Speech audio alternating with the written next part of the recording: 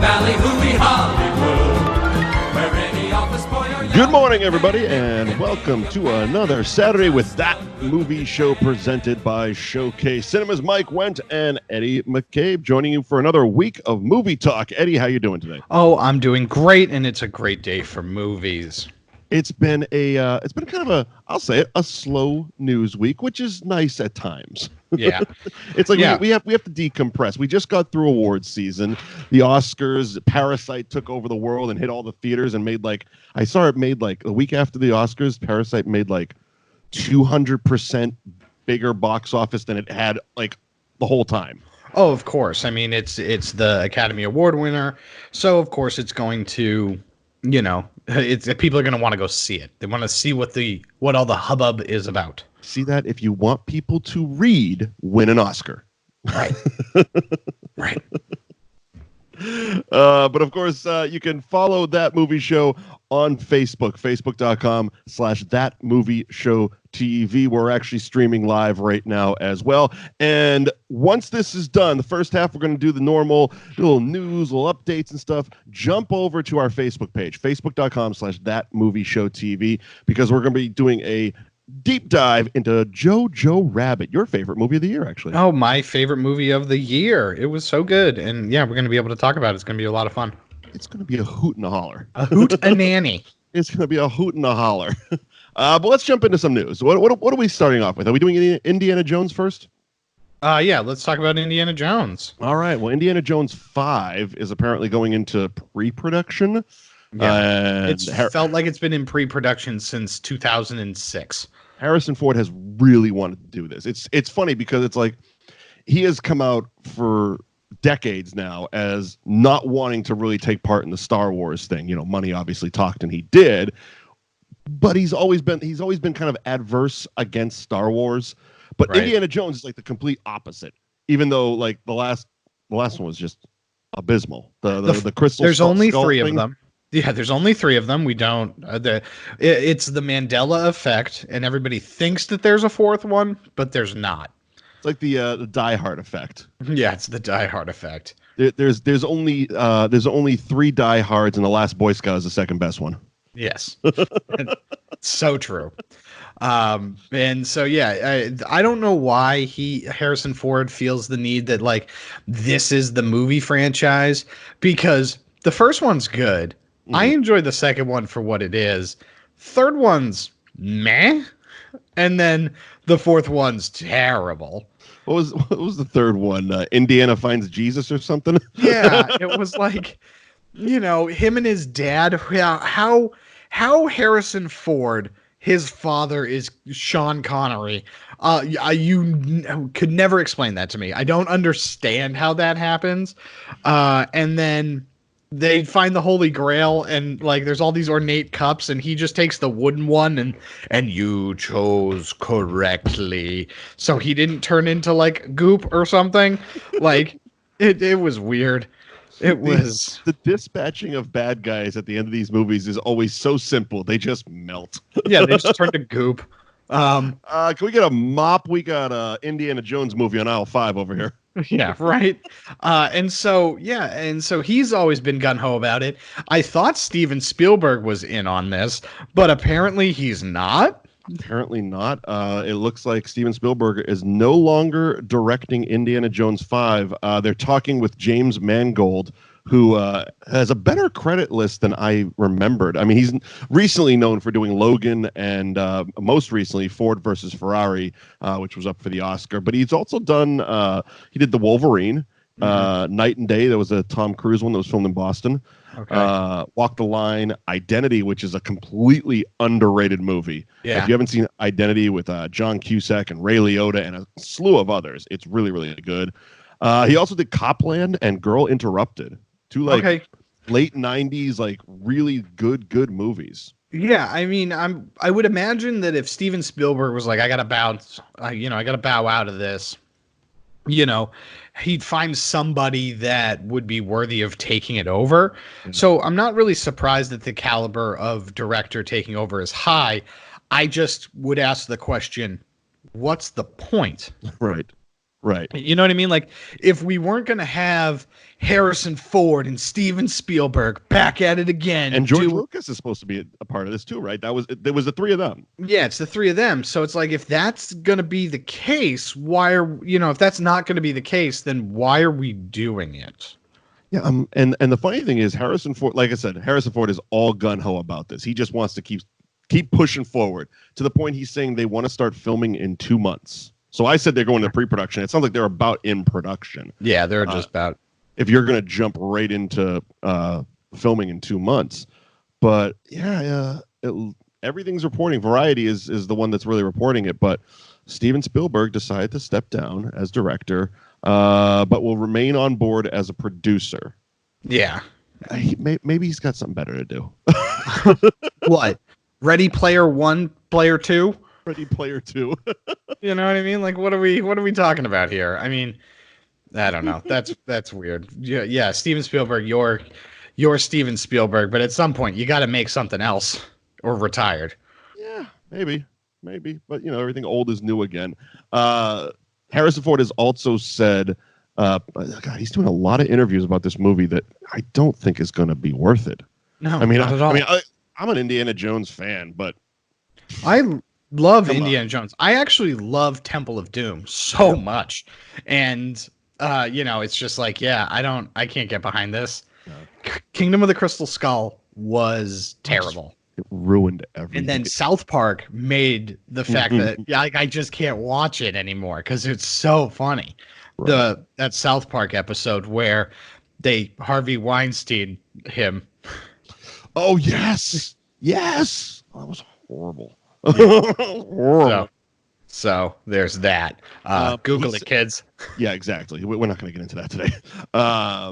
But he's saying that basically this fifth incarnation of Indiana Jones, where's the quote exactly, is going to need to match the quality of the Marvel Cinematic Universe in order to be considered successful.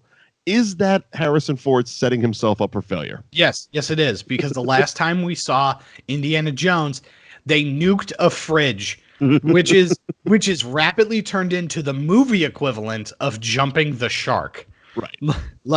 Like that's it. Like if television has Jumping the Shark, where Arthur Fonzarelli jumped over a shark to be cool or something, and then that's the turning point as to when the show got bad, and now that's synonymous with television, where a certain singular moment is the point that you pin to be the decline of the television show. Nuking the fridge is the movie equivalent version.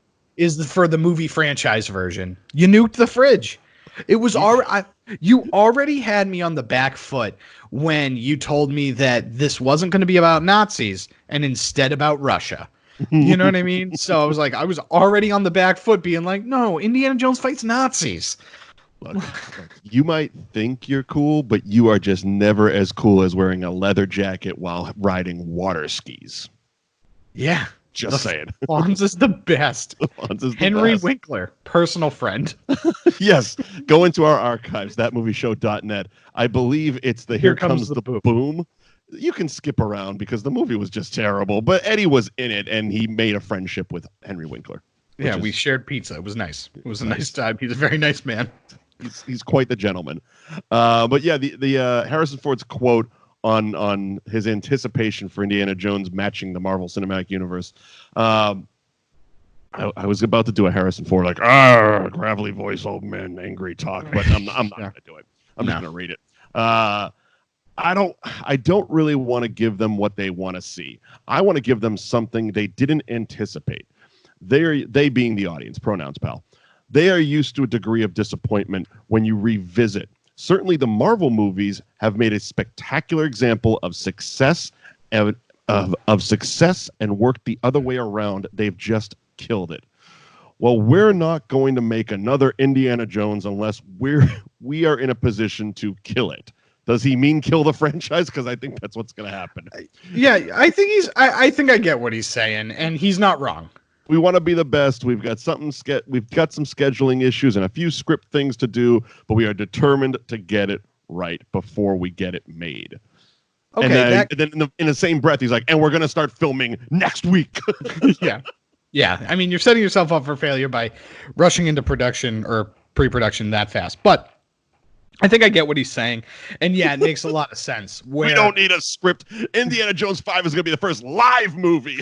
Yeah, I mean, there's some nonsense in there. But I do think that when he's talking about the Marvel Cinematic Universe, he's more like they keep the audience on their heels in a good way so that they're along for the ride. So instead of just giving you, rolling balls and people pulling hearts out of chests, we're going to try and subvert that expectation and make something that's going to be entertaining and gripping. So, if that's what he means, then yeah, okay, cool. I'm on board. I mean, but I thought that that's what you did. And then you nuked a fridge. And then Shia LaBeouf was there. Shia LaBeouf in this one? I hope so. Yeah, I mean, I hope so. He's Indiana's kid now, so we gotta. That is how they ended that, isn't it? Yeah. It was officially, yeah. It was Unless you want to make it all a dream, please make it all a dream. Make the whole thing a dream. He's gonna wake up reading story time to Fred Savage, and we're just gonna be happy. Yeah. Oh, and that was a weird fever dream I had one time. Like, oh, thank God. Thank God. Thank God you acknowledged that was terrible. And of course, we have to thank Showcase Cinemas for sponsoring that movie show every single week here with you. And you got to get Showcase Subscribe.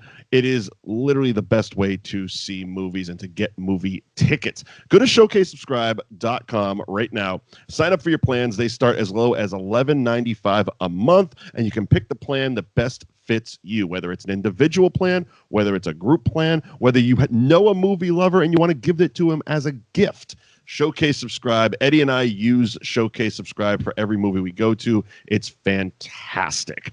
And this week, the big release is The Invisible Man, and you can see it in IMAX and X Plus, and you can use Showcase Subscribe to get those tickets. Trailer looks awesome for it. The whole movie looks awesome. It definitely takes the Invisible Man concept, which I think was done best in the movie Hollow. Hollow or Hollow Man? Hollow Man. Hollow Man. Okay, we're on the same page. I'm Hollow like, Man. this kind of looks like what Hollow Man wanted to be. Yeah. But, it's really kind of without tough the sexy Paul Verhoeven stuff thrown in there. Yeah, it always was kind of weird to me in like a lot of the Invisible Man stuff where it was like a normal man who just like turned himself invisible and then went crazy and started murdering people. Like that's always been kind of the case, whereas like the plot of this movie is like, no, this person was already crazy and he just happened to be a super genius, and now he's invisible and just tormenting his ex-girlfriend. That's what I gathered from it. So she's his ex-girlfriend. He basically, it looks like, cheated death. So did he cheat death or faked it? It looks like he faked his death. But he basically faked his own death and then turned himself invisible. And there's some sort of clause where it's like he left everything to you, but you have to do X, Y, and Z. And so now he's just tormenting this woman to basically drive her crazy. It looks great. It looks fantastic. I can't wait to see it. And of course, I'm going to use Showcase Subscribe to go see it, as you should. So go to showcasesubscribe.com and sign up for your plan today. Thank you, Showcase Cinemas, for sponsoring that movie show. And remember, as soon as we're done here at 9:30, hop over to That Movie Show TV on Facebook, because we're going to be continuing the movie talk. We're going to be doing Jojo Rabbit today. As soon as the radio show's over, jump onto our Facebook page, facebook.com/That Movie Show TV. We're actually on there right now. So yeah, whenever you want to. You can do it right now. You can do it right now if you want to. And see us talking about these movies. See our confused faces as we talk about the next thing, which you brought this up. I just opened the website and yeah. I don't want to watch 4 minutes of somebody talking about a book. So tell me what Star Wars: The High Republic is, Eddie. Yeah, so when Star Wars came out late last year, they said that it was the end of the Skywalker saga. Correct. And so a lot of people were like, what does that mean? What are you talking about? And basically what that means is the story of We spent billions of dollars. We built 2 lands on each coast, but we're never making another movie again. Yeah, we're never making another You movie don't again. deserve nice things. The weird. So I'm glad you brought that up, because that's the weird part, is that the lands at Disney World, Galaxy's Edge, takes place like chronologically in the current trilogy's movies. Right. So it takes place inside Batuu, the planet of Batuu, during like 7, 8, 9. Yeah. And so this is really weird, because it seems like the next slate of movies is going to be what they're dubbing the High Republic era. And so they put an announcement trailer out on Instagram and Twitter, but basically it's supposed to be like 1,000 years prior to the events of like the original trilogy, or like the original. Like it's even before the prequels. Like, yeah, like 1,000 years before the original prequels. Right. And so that's weird, because you just built a land that's so specific to 7, 8, and 9 that the next part of your movie franchise is going to be thousands of years before that. Yeah, but it's also now the trailer is they're going to start rolling the new story out in book form, correct? Yeah, well, they're going to be attacking it in different mediums. I think that they're looking at different plot elements from books, and basically they have a bunch of writers that have written Star Wars movies kind of in like an incubator program, trying to figure out what these next stories are going to be, which the I next don't Star Wars saga will be played out on TikTok. Yeah. I don't necessarily hate the way that they're building this, just because you have a bunch of people getting together, kind of exploring what Star Wars is, right? And you have people that have kind of written books and kind of lived in that world before. Sure. And they're kind of defining what that era is. I don't know if you've ever played this game, but one of the best games that Star Wars has ever produced is Knights of the Old Republic. It was an RPG game on the original Xbox. On the original, Sega, on the original Xbox, and it was awesome. It was such a good game, and it was so in depth and twists and turns, and it really kind of delved into an area of Star Wars that hadn't been explored, prior to that. Sure. And so it's really going to be interesting to see what they do, and if that's the direction that they end up going for the next few films. I have felt that this current trilogy was kind of pigeonholed into, kind of having to play within the rules of the original trilogy and the prequels. And it was one of those things. I mean, they definitely had to keep in line for as much as they could with the Skywalker story as it's been laid out so far. Right. It also felt very much like they were... It was almost like we talked about on our Suicide Squad episode about the DCEU, where it's like they just wanted to get it over with. Right. Like it seems like Disney and Lucasfilms wants to make more Star Wars stuff, but they had to get this over with first. Right. Because if they don't wrap up the Skywalker story, that's all people are going to be asking about. It doesn't matter how many Rogue Ones they put out there and how many Solos they put out there, how many Mandalorians are going to be like, yeah, but what's Luke Skywalker doing? Yeah, right. Well, that story's done. Right. Now we can explore literally a galaxy that is thousands and thousands and thousands of millennia years old. I lost you. Yeah, completely.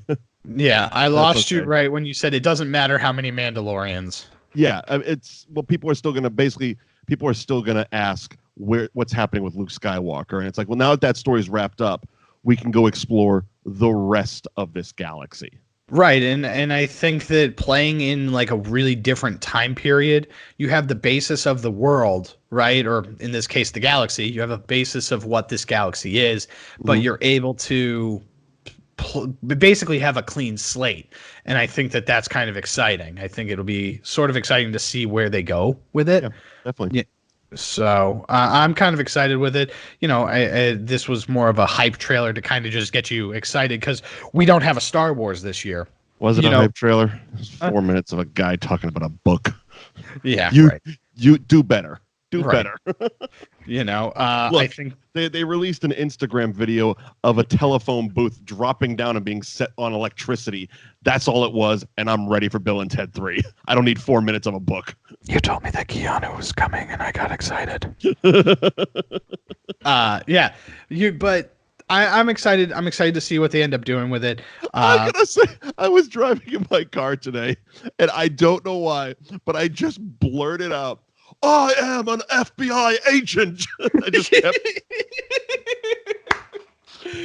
I was possessed by Keanu in traffic. This is what happens when we can't use our hands to text when we're driving. Yeah, you have to pay attention to the road, and you get bored. God, hands-free driving turns into getting possessed by Keanu. Yeah, I'm here for it. Agent. I am an FBI agent. Sure you are, Johnny Utah. Sure you are. Thanks to Showcase Cinemas for sponsoring that movie show. And of course, go to showcase.com where you can not only get Showcase Subscribe, which is the best way to see movies. Plans start as low as $11.95. As you know, you should have it. You should get it. You should gift it to people. It is literally the best way to see movies. You can also get movie tickets in just general movie tickets. You can sign up for Star Pass, which is a great rewards program where you get cash back and you can use it for concessions and movie tickets and all kinds of fun stuff. And then there's also their event cinema, which is really, really cool, where they're bringing like classic movies. The Bring Back program is fantastic. Bring classic movies back to the big screen. I believe coming up in March, they have Braveheart for the 25th anniversary. It's only been 25 years. That's what this poster says. I'm not doing math today. In April, Apollo 13 for 3 nights. That'll be a cool one. We got A League of Their Own also in April. The 40th anniversary in May of Airplane. I love Airplane. Yes. It's going to be a good spring and summer. We also got a couple showings of The Shining. We got Ghost. We got The Blues Brothers. We got the original Annie from 1982. One Flew Over the Cuckoo's Nest. In October, we get Psycho. So definitely go to showcasecinemas.com. Check out their events cinema tab. When's this playing? Monty Python and the Holy Grail hitting theaters. When is this happening? I need to go. Yeah. I'm going to take a break and just buy tickets live on the radio. March 9th and March 12th. It's a Monday and a Thursday evening. Monty Python and the Holy Grail. So go to showcasecinemas.com and check for your local Showcase Cinema to see one of the funniest movies ever on the big screen. It's good, but yeah, I've never been a big fan of the ending of that movie. So, but that's it. But that's just me. I love everything except for that. But I get now that I get it, I like it more. But I just never really liked it. You know what? I guess it spoils the whole movie for you then, huh? Don't go. Don't go. Not gonna go now. Don't go. Why don't you stream it? Yeah, I'll stream it on my phone. Tubi. Yeah, on my phone, the way the director intended. Right. Before we jump into Jojo Rabbit, which of course we're going to be doing on our Facebook page, facebook.com/thatmovieshowtv. And of course, we want you to sign up for our podcast as well. We're on every podcast app. You can just go to thatmovieshow.net. It's the website. We got all the archives where we do all our reviews, all our fun stuff. Plus, you can re-listen to the radio show every week as well. Recommendations, Eddie. That's what I was going to. Yeah. I watched this the other day because I was watching it on... I forget. I think it was TBS the other day. They were doing a marathon of Rush Hour 1, Rush Hour 3, Rush Hour 1, Rush Hour 3, and weren't Did playing they not Rush get Hour the rights 2. to 2? I guess not. But so I'm gonna recommend Rush Hour 2.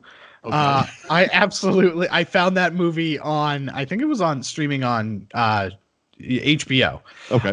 But anyway, I used it my Amazon Fire Stick either way. But it was awesome. I love Rush Hour 2. That movie is so fun.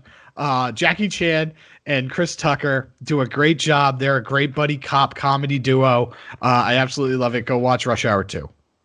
Speaking of a franchise that, why didn't they never do a fourth one? Did that fall under the Chris Tucker thing?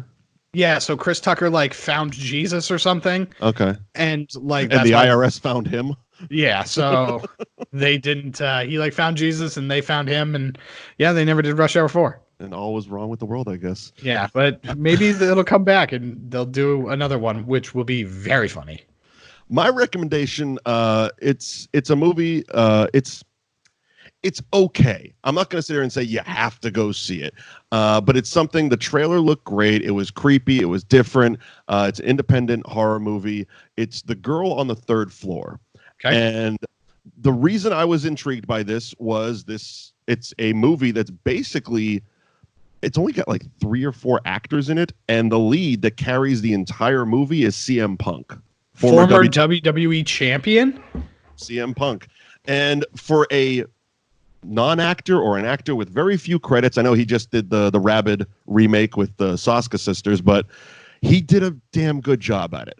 He did a really good job carrying the movie. There's some cheeseball moments and there's some wonky dialogue at best, but yeah, he did a good job as basically a one-man show type of thing.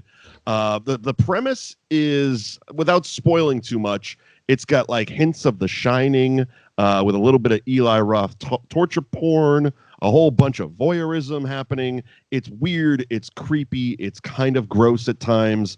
Okay. It's one of those The House is Alive type of deals. Cool. And it's on Netflix. It just hit Netflix like last weekend. I was having a bummy Saturday, and I was like, I don't want to leave the couch, and turned on Netflix, and it was the first thing. It was on the banner. I'm like, oh, finally something there that I want to watch. Fair enough. Sorry, I've seen Cheers 87,000 times. Where everybody knows your name. Look, I'm not gonna lie. I do binge Cheers at night. It's very relaxing. Do. It's very relaxing. The weird thing is that movie has, or not movie, that TV show has such cultural staying power that it's like the theme is being used in Domino's pizza commercials. Oh yeah. Like, and it's good. Like, I forgot how good it was. Going back and rewatching, like I said, late at night, I don't want to make any decisions. I don't want to use my brain. I just want to veg out until I fell asleep. Yeah, those old Cheers episodes are funny, man. Like, genuinely, I'm laughing. Laugh out loud. Out loud funny. The original LOL. Yeah. Yes. So yeah, that's my recommendation. Girl on the Third Floor. Eddie's Rush Hour 2. All right, we got a few minutes. Let's do a spoiler-free synopsis of Jojo Rabbit. And since you've gone on record as saying your favorite movie of the year, I'm going to give the floor to you. Yeah, so Jojo Rabbit is a movie that caught me completely by surprise. Having Showcase subscribed, this is a movie that I took a flyer on, right? Because I didn't have to, like, I paid for the subscription, right? And so I just used it on this movie. Sure. And so it's a movie about a boy who has an imaginary friend, and that imaginary friend is Adolf Hitler because he is a Hitler youth. Yep. And basically he is caught between what he's been told as a Hitler youth that he believes is gospel, and how his mindset shifts as he kind of understands and kind of grows up a little bit and kind of understands what's going on in the actual world during World War II. And it's really awesome. It's fantastic. Scarlett Johansson does a great job as the boy's mother. Yep. And it's just, it makes you laugh. It makes you cry, and it's just a super powerful movie that kind of gives a different take and perspective on World War II. It's my best way to describe it. It's really, really charming. Yeah. It's a charming movie. You like every character in it. There's like, it's a really charming movie. And I know when I first watched it before the Oscars, I'm like, okay, Jojo Rabbit is not going to be announced as Best Picture. But the fact that it's nominated is awesome because it takes movies like this and gives it that exposure. Same thing with Parasite winning. Right. There's hundreds of thousands of people that wouldn't even heard of Parasite, let alone give it one thought. And now they're running out to the theaters to go see it. Same thing with a movie like Jojo Rabbit. It's an independent film, fly under the radar. Probably if it wasn't nominated, would have got a quick in and out release and been on video on demand real fast. But because it is that good, it gets the exposure, and I'm happy, and I can't wait to talk about it more over on our Facebook page, facebook.com/thatmovieshowtv. Thank you for joining us for the radio portion of this. Mike Wendt, Eddie McCabe. Follow us on social media at Mike Wendt, at the Eddie McCabe, hashtag That Movie Show. Let us know what you would like us to review, because we do these reviews every single week. Jojo Rabbit is up next. Head on over to the Facebook page. Again, facebook.com/thatmovieshowtv. And thanks to Showcase Cinemas for sponsoring us. And we'll see you back here next week for more movie talk. Bye, everybody. Are you ready for the best weekend ever? Yes, I am. Ah! Ah! Ah!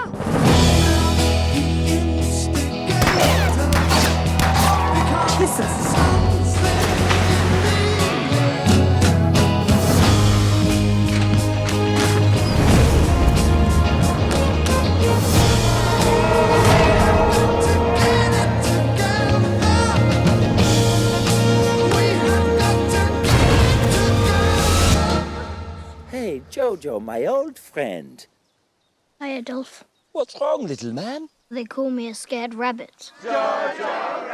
Let them say whatever they want. People used to say a lot of nasty things about me. Oh, this guy's a lunatic. Oh, look at that psycho. He's gonna get us all killed.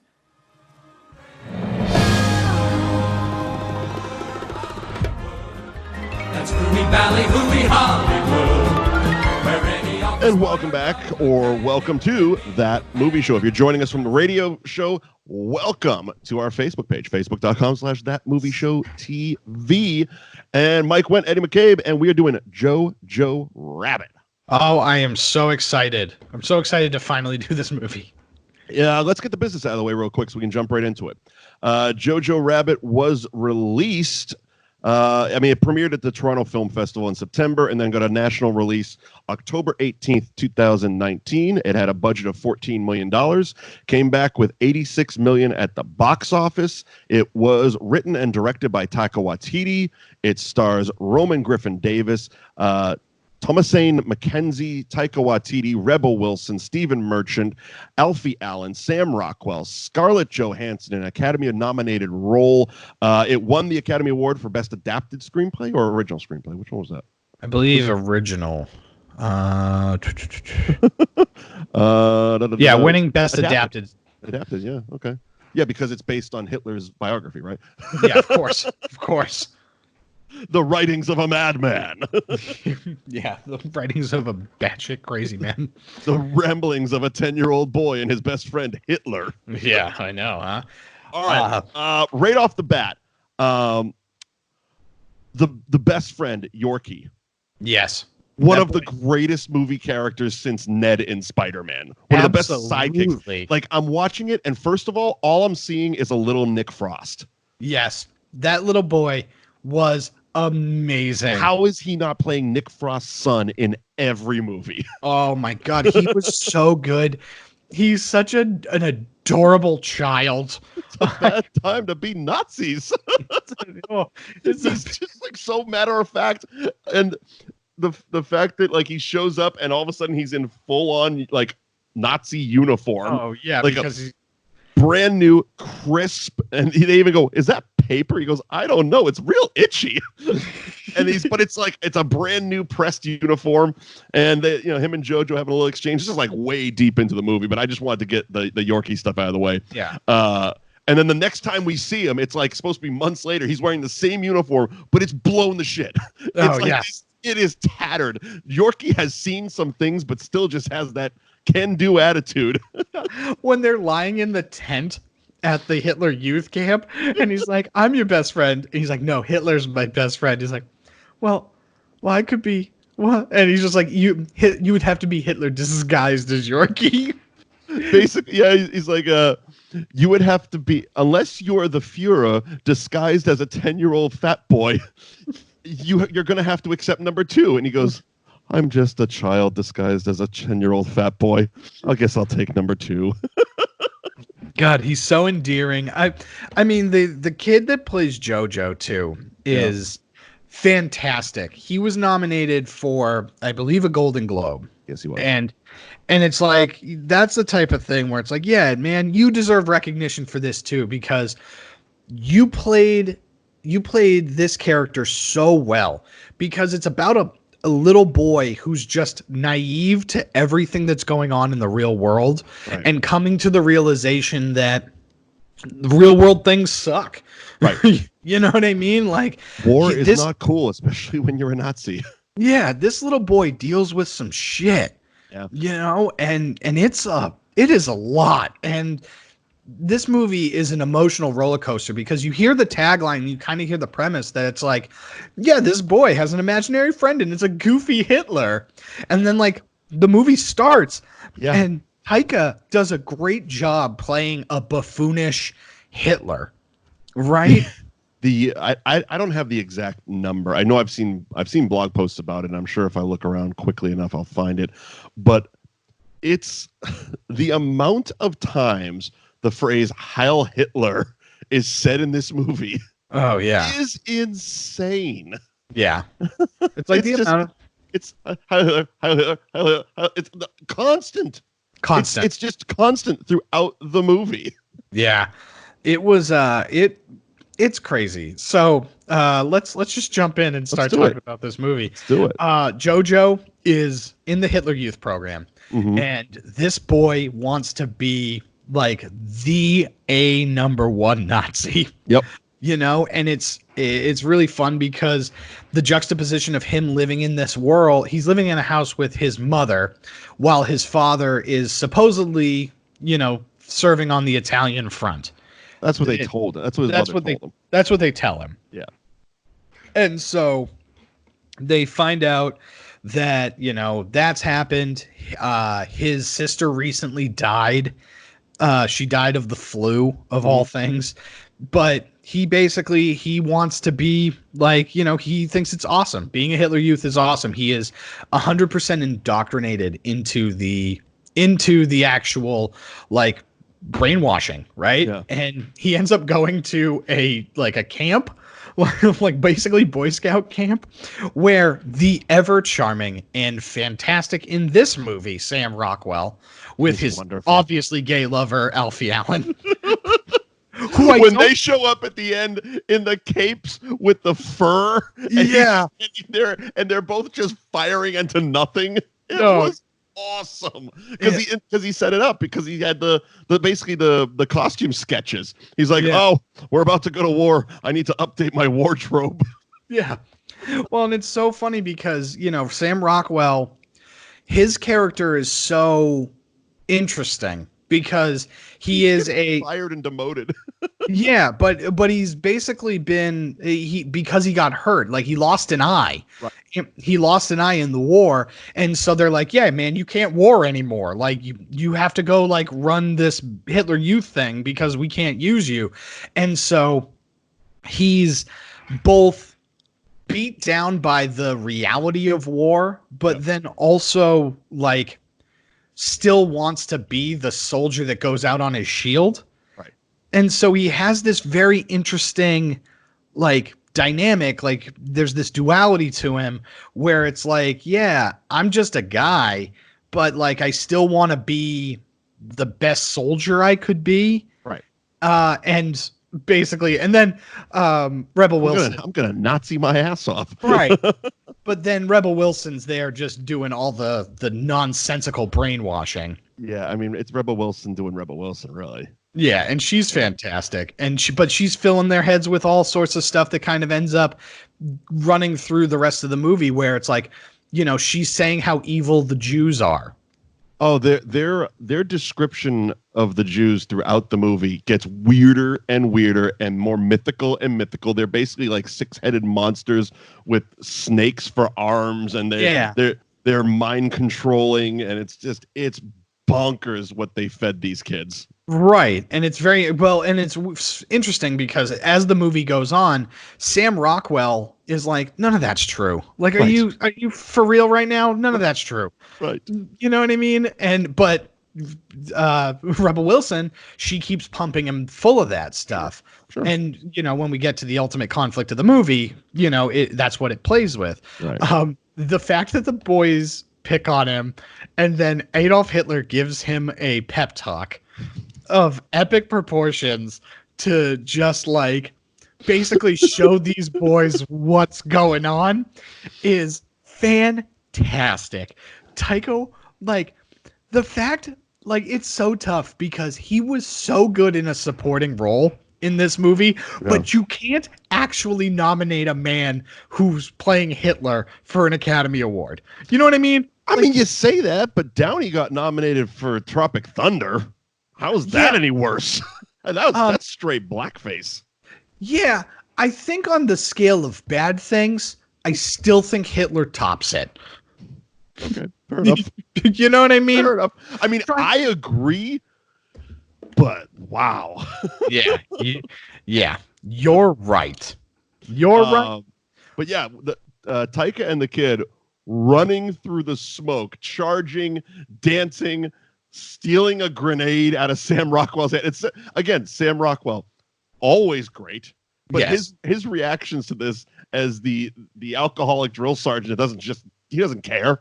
No. He literally, the kid grabs it out of his hand and he just kind of goes, meh. And the kid keeps running and running. Of course, very excited. Hurls the grenade. It hits a tree. Bounces off a tree.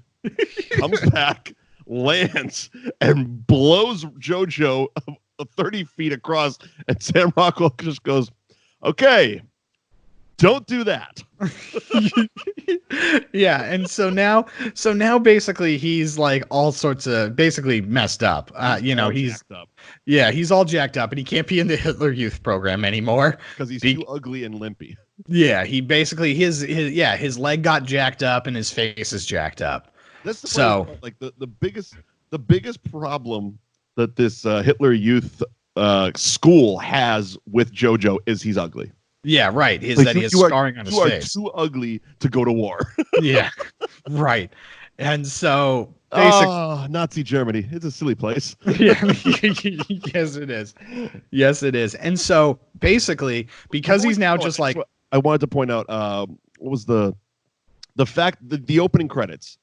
I actually rewatched this today right before we started recording, and the opening credits over the German language version of the Beatles' I Want to Hold Your Hand, basically depicting Hitler and the Nazis like Beatlemania. Yeah. Because I forgot that from the first time I watched it. I'm like, Jesus, this is kind of brilliant. Yeah. They end with the German language version of David Bowie's Heroes. Yeah. Again, it's like, okay. Yeah, this movie knows what it wants to be. It's pretty goddamn smart. Yeah, this movie knows what it wants to be, and it just crushes it. Yeah. Basically, Jojo now is just kind of hanging at home, right? Yeah. And he's been given like a junior post office guy job type of thing. Like he's basically a junior mailman. Yeah, because there's war, so there's no school, basically. Right. So what's the ugly, limpy kid going to do? Let him stuff mailboxes. Yeah. And so he hangs out with his mom a lot. And this is where Scarlett Johansson really shines because she brings all of the humanity into this movie. Because you look at her basically trying to like not give herself away, but she's definitely not on the Nazis' side, right? She does not condone their actions. She doesn't like war at all. And she's trying to shield her son, but also trying to teach him empathy. And, basically it all kind of comes to a weird head because he has Sam Rockwell on one side, who's a guy he like idolizes, and obviously his best friend and mentor, Adolf Hitler. Right. And then on the other side, he has his mom. And it all comes to a head when we find out that Scarlett Johansson is hiding a Jewish girl in their house, and it's this very, very interesting dynamic. It's not what I was expecting at all. I didn't know a whole lot when this movie came out. Right. I just knew, again, like a lot of people, hey, this is about the guy that has the boy that has an imaginary friend who's Hitler. Right. Right. And him basically kind of coming to terms with this girl that's now just hiding out, this Jewish girl hiding out in his house, is awesome. Because in the beginning of it, she's filmed like a monster. Like, oh, absolutely.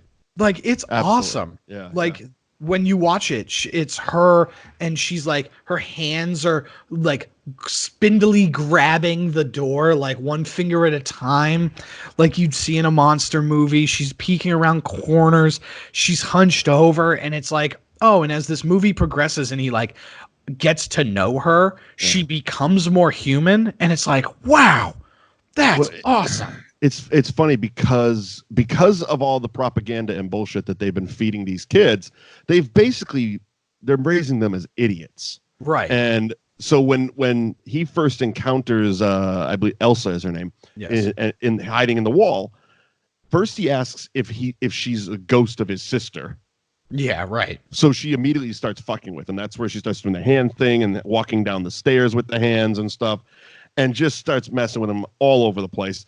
And then he starts spitting out the rhetoric that's been fed to him about, where are your horns and all this stuff. Right. And she's like, oh, you kidding me? Yeah, you know what I mean? It's like, come on.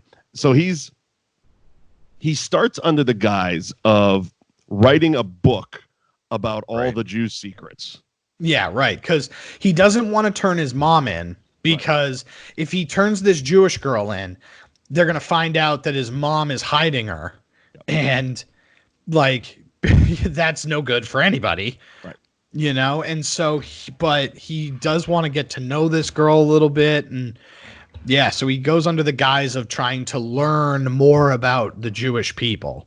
Well, we also find out in that early Hitler Youth Camp scene with the rabbit that despite him thinking that he's number one Nazi, he's actually just a sweet, sympathetic boy. Well, and Elsa says it too, is just, you're a silly 10-year-old boy. Yeah, he's not a killer. You're not a killer, and Yorkie's a killer. Yorkie's a bad motherfucker. Yorkie's a stone cold killer. But yeah, it's Jojo. It's good to be a Nazi, Jojo. Yeah. Oh man, and so it's just them kind of getting to know each other, and kind of him understanding what's happening outside of his little bubble, right? His bubble gets bursted, and now he's kind of picking up the pieces and kind of figuring out what the real world is and kind of what's going on. It's kind of brought to a head a little bit when the Gestapo show up. Stephen Merchant and then the crew looking like straight out of Raiders of the Lost Ark. Yeah, they look exactly like this is happening at the same time as Raiders of the Lost Ark. Yeah. It was like they got together, they got the team meeting in the office, and it's like, all right, you guys go find the Ark of the Covenant. You guys go to this little kid's house and find the Jewish girl. Yeah, right. That was what we need. Everyone wear the same hat. Yeah, y'all wear the same hat and trench coat. Yeah. And this is kind of where we get the first glimpse into the person that Sam Rockwell is, and it shows the humanity in this, like in his character, because the Gestapo show up. Yep. And they find her. Like, she's just like straight up there, and she's basically passing off as the sister. And Sam Rockwell, helps with the questioning, and she gets something very major wrong. The birthday. And he just overlooks it. Yeah. He just overlooks it because this is a little girl, right? At the end of the day, she's, just a teenage girl. Right. And it just kind of shows that it's like, not everybody, at the end of the day, we're all people, and it just kind of shows the humanity and the complexity of everything. Because every Nazi's a bad Nazi. Yeah, not every Nazi's a bad Nazi, but it does kind of show that, because in every movie and every piece of literature that kind of depicts World War II, and I understand why, because duh, but Nazis bad, and they're treated like all the Nazi soldiers are just kind of treated as, basically supervillain henchmen. Yeah. You know what I mean? Like, it's just this weird thing where it's like, those people, the Nazi soldiers aren't people. Right. And Sam Rockwell kind of having these shades of gray help, Now it's all offset by what happens immediately after. Yeah. That was tough.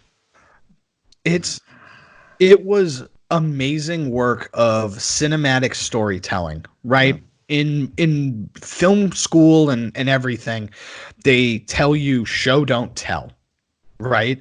And this is a perfect example as to why you show, don't tell, right? Because if you told me what was happening in the next scene with Scarlett Johansson, then you would ruin the moment, right? But to have the slow reveal of him or basically in the town square, I'm going to try and kind of keep it vague just because this is a movie you should see and I don't want to totally spoil it, but you know, him in the town square and then you see the shoes and it brings back the immediate connection and it's just so powerful. Yeah. It's such a powerful moment. And at no point do you actually see like facial recognition. Yeah, that was something upon this second watch that I really took away from it was they could have gone for the very obvious, very gratuitous shot. Right. But they didn't. They used an earlier scene where Jojo sees his mom, Scarlett Johansson, dropping the Free Germany flyers off, which they brought back in this part it was like literally pinned right next to the shoes. Yeah. And of course her shoes and her jacket and all that stuff. She wore very recognizable clothing. Yes. Specifically, now we know why. She was very like her colors were very bright and vibrant, and it was like, okay, so we made that connection. Yeah. But yeah, and the kid did a great job in that scene. Like, just he was fantastic. Brilliant. So he goes home and confronts Elsa, tries to stab her. Right. The kid keeps losing more knives and terrible at keeping knives. Yeah. His best friend, imaginary Hitler, keeps yelling at him. Where's your knife? I know. The best. Where's your knife? She took it. What are you going to chop things with? Yeah. His portrayal of Hitler was absolutely. He keeps offering the kid cigarettes. Yeah. And every time something bad happens, he stands there, flips out the package, goes, cigarette. And finally, Joe's like, stop offering me goddamn cigarettes. I'm 10. He's like, all right, I'm stressed out. I have anxiety. Smoke. Yeah, right. That's the funniest part is that it's like, yeah, his imaginary Hitler is a smoker and constantly trying to have him smoke. So does he want to smoke? I mean, we're gonna bounce a bit because the Hitler thing is too good. I forget what was happening in the scene, but it was Jojo and Hitler looking out a window. Taika Waititi has like an Indian headdress on, and he's like, what are they painting or building? I forget which one it was. I think they were building something, and he's like, what are you building? And he goes, they can't hear you, meaning he's imaginary. Yeah, yes, right. But he takes it the other way, so he yells louder, what are you building? Yeah, damn it. It was so good. Hold on, my laptop's about to die. I gotta plug this in. Hold on 1 second. Fun. And in this break, can we tell you about Showcase Subscribe? Maybe we'll play some just go out to the lobby. Yeah, I know. Out to the lobby and get we're good. We're an good. AC adapter. Yeah, well, I didn't plug in before the show, so I figured I'd do it live on the air. If you're at a Showcase Cinemas, use your Star Pass to get free rewards if you get an AC adapter. Yeah, of course. You collect enough, you can buy a theater. Yeah, of course. Okay, you good? Yeah, I'm good. Okay, we're good. So where the hell are we? War has started at this point, right? Yeah. So we've entered the dying days of World War II, basically. Over this time, Jojo has fallen in love with Elsa. Yes. She's told him about her fiance Nathan, who's in Italy. And we find out when the Gestapo shows up and starts reading Jojo's book, which what was it called again? It was like do Jews or something like that, or is you who Jews. You who Jews. They start reading through it, and they're having a good time with it because it's a lot of drawings of basically all the stuff Rebel Wilson's character has portrayed to them. Elsa has drawn, because apparently she's a good artist. We've established that. So she's drawn these sketches, and they're all having fun. Oh, look at this! This is so accurate. The horns, they're the horns, and all that stuff. Then they flip the page, and it's like 87 ways to kill Nathan. Yeah, right. Because he definitely doesn't want Nathan, and he starts writing letters to her as Nathan. Yeah, he keeps her in the wall and just basically recites blank off of blank pages. Yeah, I got another letter from Nathan. He's contacted me. He doesn't love you anymore. Yeah, and it's just, she ends up breaking down and telling him that Nathan died. Yeah, and so that's what it is. And again, it's just so sad. Like it's just so sad. It is. It's a movie with a lot of heart. It is. Above all else, for a goofy, Hitler Nazi movie, it's got a lot of heart. Yeah, a ton of it. And then Jojo then runs into Yorkie one more time as the Allies are basically storming their town. We find Yorkie and another soldier carrying a fucking bazooka. Yeah. And Jojo yells out, Yorkie. Yorkie's just so happy to see him. He drops the bazooka, blows up a store. It's like, oh shit. And then goes and hugs Jojo. Yeah. It's really kind of weird because now Yorkie's like, Jojo, you're like, because again, now Yorkie's living in a real world. Yorkie's a soldier. Yeah, he's living in real world stuff. And this is when we catch up to him and see his uniform all tattered to hell. Yeah, and he has to reveal to Jojo that Hitler committed suicide. We're all boned. Yeah. Yeah, we see him. He's sitting on a bench by the end of it in a black shirt and a wife beater tank top. He's disheveled. He looks like he's been through 2 divorces, and he's just it's a bad day to be a Nazi, Jojo. Yeah. And it's just so funny because the battle starts. Yorkie rules. Yorkie does rule. And the battle starts. And Rebel Wilson is just sending out children with grenades. She's strapping grenades to them. You see those Americans, and she tapes a grenade to their back. Go give them a hug. Yeah, right. And she's making German suicide bombers. Holy hell. And she gives Jojo a gun and a jacket and says, "Okay, don't get shot." Yeah, right. And You've then been promoted. Yeah, and that's where we find Sam Rockwell showing up magnificently. Him and Alfie Allen, amazing reveal because it is the cape, the ruffles, the feathers, everything that he drew out in that sketch, and both of them have it. The pink trim of feathers and fringe. Alfie Allen has a horn as he's blasting out of one hand and blowing a horn in the other. He's got a giant metal helmet with a spike. It was glorious. It was absolutely, absolutely glorious. And it's crazy because all holy hell is breaking loose and the town's getting bombed and Sam Rockwell is just magnificently peacocking, shooting things, and so Jojo ends up running away because he's forget this. Straight up. Yeah. Yeah. Forget this. He bails. He absolutely bails and ends up he either ends up getting knocked out or something. He gets knocked around a little bit. It's war. Right. Shit's blowing up around him. He's trying to hide. He gets bounced around a little bit. And then basically, I think he either wanders in or he gets grabbed and thrown into this little, behind an alley type of thing where the Russians and the Americans have kind of corralled a few of the Nazis, including Sam Rockwell. Right. And they're going to kill all of them. Oh yeah, they've tuned them up a little bit. They got busted eyes and noses and stuff like that. Their mascara's running. It's a bad day. It's a bad day to be a Nazi.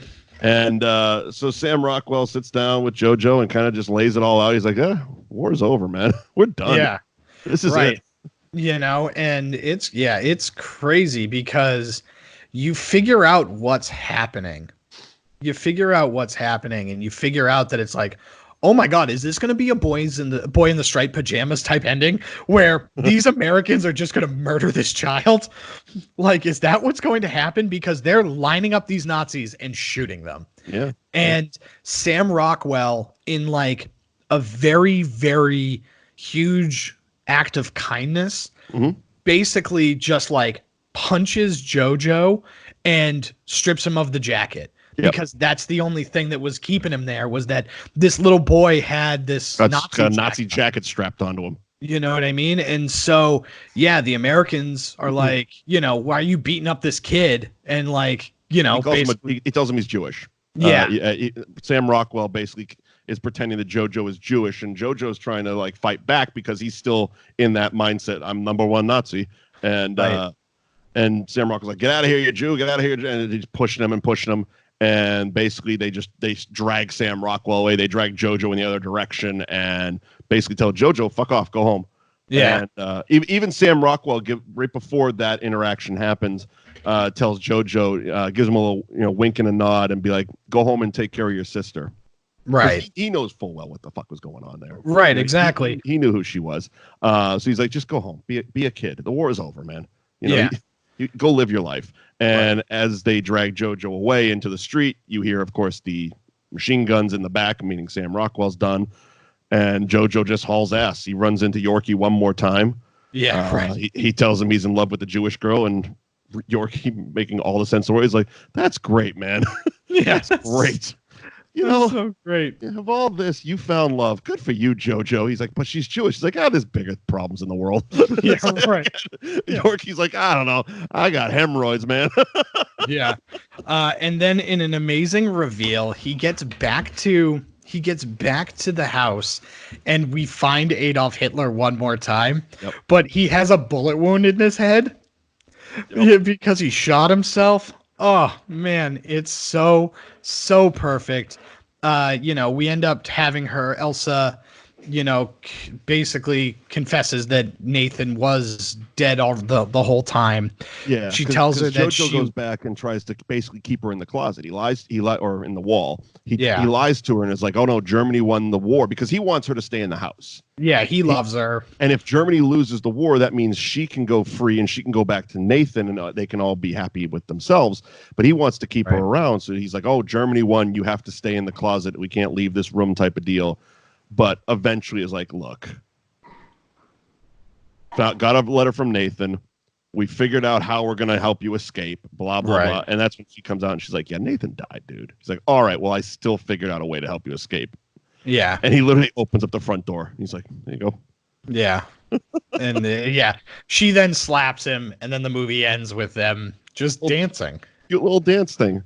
I will say, I thought...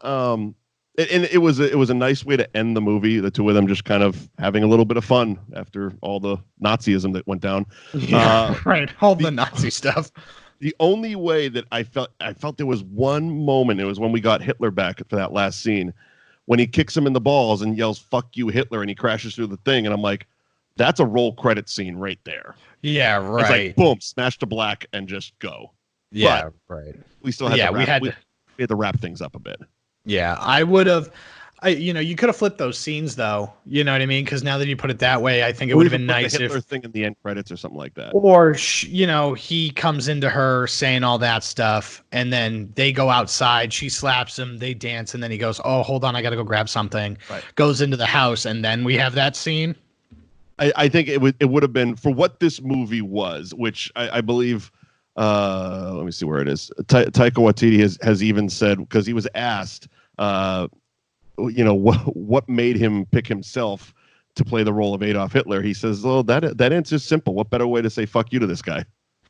Yeah, right. So I mean, the whole movie was a giant middle finger to Adolf Hitler. So I felt that if they had just punched out right there, or like you said, flip those scenes, it would have been like perfect button on the end of the movie. But right, of course. All things considered, it's still an A movie. Oh yeah, that movie is fantastic. It was my favorite movie of the year. I just loved it. It was one of them. It's really kind of tough because you look at Avengers Endgame and you look at that, Knives Out, Parasite. Those movies are fantastic. And So. And this one eclipsed them all, in your opinion. It's one of them. I mean, it's really tough because I keep forgetting that Avengers Endgame happened. Right. You know what I mean? It's just like, well, I loved that movie. That was a good one too. Yeah. So Captain America picked up that hammer. yeah, he picked up that hammer and said assemble, and I lost my mind. So, So that's Jojo Rabbit. that is Jojo Rabbit. Awesome.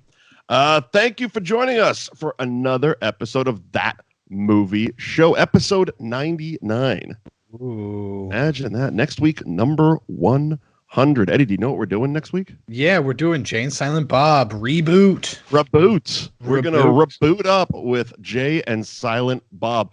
I got the Blu-ray. You actually went to one of the road shows in Boston with Kevin Smith. Yeah, I got to experience the whole shebang. So I hear it's like a 90-minute movie, but it's a 4-hour experience. Yeah, something like that. And that's on top of the 90-minute movie. Right. So you're talking 4.5 hours of fun and shenanigans. So we will get all of the Kevin Smith stories next week when we do Jay and Silent Bob reboot. Thanks for joining us, Mike Wendt, Eddie McCabe. Follow us on social media at Mike Wendt, at the Eddie McCabe, hashtag That Movie Show. Let us know what you want us to review. Of course, thatmovieshow.net is the website, thatmovieshow.net, where you can find not only our archives, but you can also subscribe to the audio podcast, which is literally on every single podcast app out there. And you get these reviews, you get the radio show, you get all the fun and shenanigans. And our Facebook page is facebook.com/thatmovieshowtv. If you joined us from the radio show and you watched along for Jojo Rabbit, thank you. We will be doing this for the remainder of the month. We got a bunch of fun stuff planned for you, and then we got a bunch of more fun stuff planned for you after that. So stick around, tell your friends, and we'll see you next week with Jay and Silent Bob Reboot. Bye, everybody. That's Hooey Valley, Hooey Hollywood, where any office boy or young McCabe